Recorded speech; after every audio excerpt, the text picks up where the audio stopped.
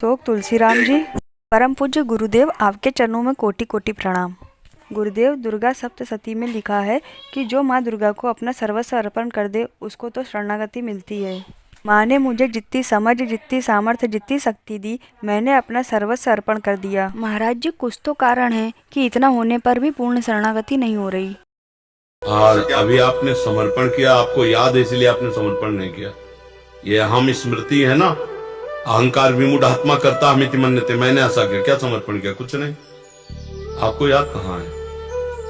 जब आपको याद ना हो इस बात का, मेरा कुछ है तो माँ का है, तो आपका क्या बनना है? फिर आप भी तो माँ के हैं, तो आप भी माँ स्वरूप ही हो जाएंगे। देवी प्रपन्नार्थ हरे प्रसीद प्रसीद मातर जगतोखिलस्य प्रसीद विश्वेश्वरी पाहि विश्वम तुमीश्वरी देवी चरा चरस्य, तो तुम भी तो वही हो। मात्र शक्ति तुम में भी तो विराजमान है। वो शक्ति नहीं आई, वो चैतन्यता नहीं है, तो समर्पण नहीं हुआ ना। हम आज सत्संग में कह रहे थे, अगर ध्यान से सुना हो, कि बिजली का बोर्ड सही है, प्लग भी लगा हुआ है, स्विच भी सही है, बल्ब भी सही है, और ऑन करने से जला क्यों नहीं? बोले कनेक्शन सही नहीं है। बस चावल भर कनेक्शन हटा, इसलिए ऑन ऑफ करते रहो, कोई फर्क नहीं पड़ेगा। और थोड़ा और कनेक्शन सही हो जाए, एक बार में जल जाएगा? नहीं जल जाएगा। हमारा कनेक्शन सही नहीं है, हमारा चिंतन सही नहीं है, हमारा समर्पण सही नहीं है। अभी अहम बकाया रह गया है। तन वांग मनोभीर अमलई सोहम तवे वाचिता, शरीर मन वाणी और अमलई निर्विकार भाव से मैं स्वयं प्रभु के चरणों में शरण, तो शरणागति पक्की। फिर निर्भय, निसंकोच, आनंद में आप बेपरवाह मस्त हो जाएंगे। वही, चाहे माँ को चाहे पिता को, वही है, वही है पिता।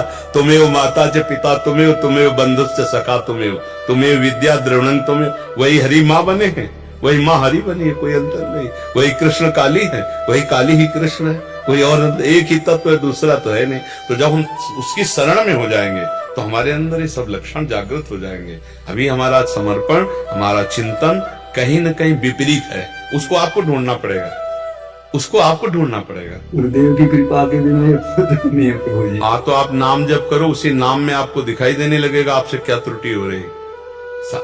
हाँ, आप नाम जप करो, जो आपको प्रिय लग रहा हो, जो आप जप रहे हो, और एकाकार जपो।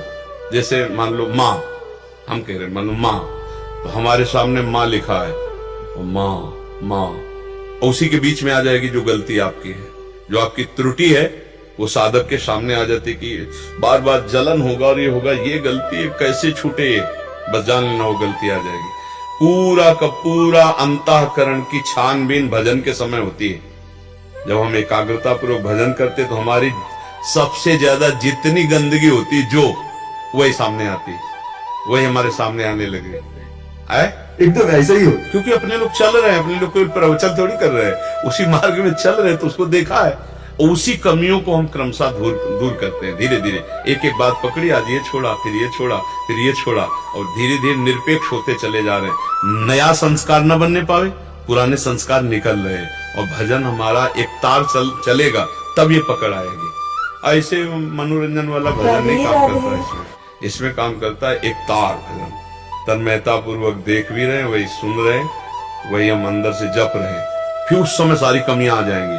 आप में जो जो कमी है वो उस समय दिखाई देने लगेगी, ये कमी है, ये कमी है, ये कमी है। बस उन कमियों को अपने दिमाग में नोट करो और धीरे धीरे हटाओ, तो आप शरण में माँ के होते चले जाओगे।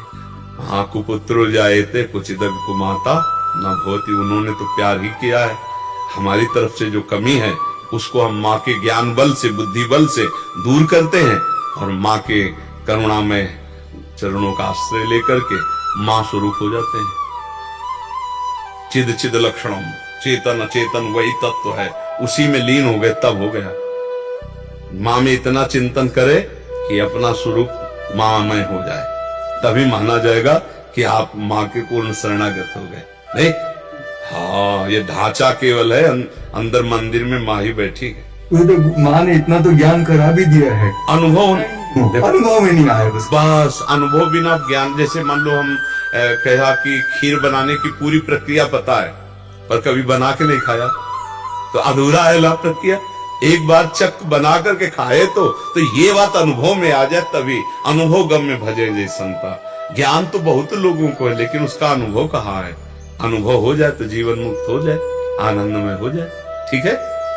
महर्षि, जैसे हमें प्यारी जो श्री जी राधा रानी से प्रेम है और उनके भक्तजनों को उन पे पूरा दृढ़ विश्वास है और वो प्रेम भी करती हैं हमसे, तो वैसे ही जो माँ के भी बहुत सारे भक्त हैं, तो माँ भी वैसा ही प्रेम दुलार वैसा। आप सच्ची मानिएगा कि माँ को जो नहीं भजते उनको भी माँ दुलार कर रहे हैं, कि जो माँ को भज रहे उनको दुलार कैसे ले करेंगे।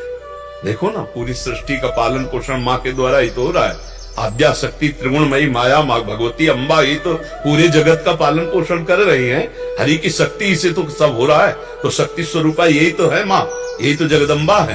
तो हमें लगता है यदि हम प्यार से भजन करेंगे तो निश्चित यही सब हैं। आपसे सच्ची कहते हैं, आप सीता कहो, राधा कहो, दुर्गा कहो, काली कहो, अम्बा कहो, वो महाशक्ति है। वही सब परम तत्व है। 10-20 तत्व नहीं है, एक ही है। लीला में अलग अलग लीला है।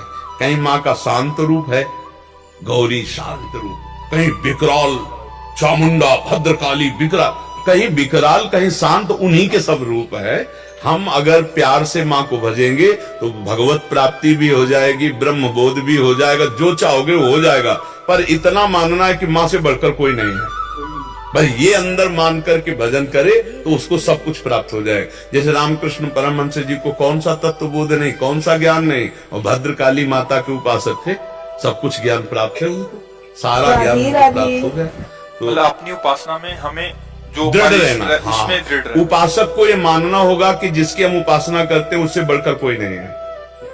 जब ये मानेगा तभी उसकी आसक्ति उस पर होगी। वो चाहे जो उपासना, जैसे हम राधा चरणों के उपासक हैं तो इसके आगे कुछ नहीं। आप माँ के उपासक तो माँ के आगे कुछ नहीं, राम उपासक राम के आगे कुछ नहीं, शिव उपासक शिव के आगे कुछ नहीं। तभी समझ में आएगा, क्योंकि उनके सिवा कोई है नहीं।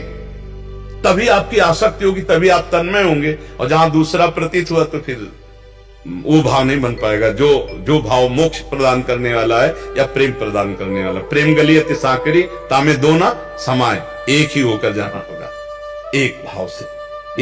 माँ की स्तुति करो, बस एक कोई पकड़ दो से, बस उनके सिवा कोई है ही नहीं। तुम ईश्वरी देवी चराचर से, तुम ईश्वरी देवी चरा, तुम ही ईश्वर हो, तुम ही चराचर जगत हो, दूसरा कोई नहीं। देवी जी के लिए तुम ईश्वरी देवी चराचर से। देवी प्रपन्नार्थ माने शरणागत, हरे प्रसीद, जो इनकी शरण में आ गया उसके सारे दुखों को हरण करके प्रसन्नता और सुख प्रदान किया। देवी प्रपन्नार्थ हरे प्रसीद मातर जगतो खिलत से, हे जगत की अखिल माता आप हम पर प्रसन्न हो। हाँ, सब पर दया करो, सत्य भाव से चलो, उनका नाम जप करो, दूसरों को सुख पहुंचाओ, माँ प्रसन्न हो जाएगी।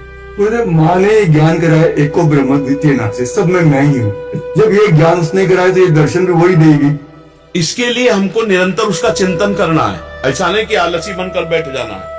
अनन्य चिंतयन्तो माँ, दिन रात एक बार की माँ, एक बार अपने चरण में बैठा ले, एक बार अपनी ज्योति से आप ज्ञान करा दो कि आप क्या चाहती हो, जो साधना आप चाहो मैं वैसा ही करूँ। इस दिन विकलता आ जाएगी, उस दिन कहना नहीं पड़ेगा ये विवाद जान लो, माँ ज्ञानी नहीं, या देवी सर्वभूतेषु बुद्धि रूपेण तुम्हारे अंदर तुम्हारी बुद्धि में वो बैठी हुई है। बुद्धि में प्रकाश नहीं हो रहा है जी, लेकिन इस जबान को रगड़ो, माँ माँ, दुर्गा दुर्गा दुर्गा, राधा राधा राधा राधा, रगड़ो। तभी हम कह रहे जबान को रगड़ो, अभी मलिनता नष्ट हो जाएगी, तेज प्रकट हो जाएगा।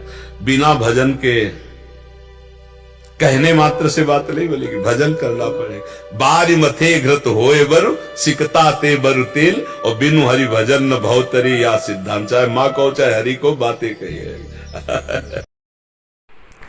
अगर आपको वीडियो पसंद आया हो तो हमारे चैनल को सब्सक्राइब कीजिए और वीडियो को लाइक कीजिए और इस वीडियो को अन्य लोगों को भी शेयर कीजिए। धन्यवाद।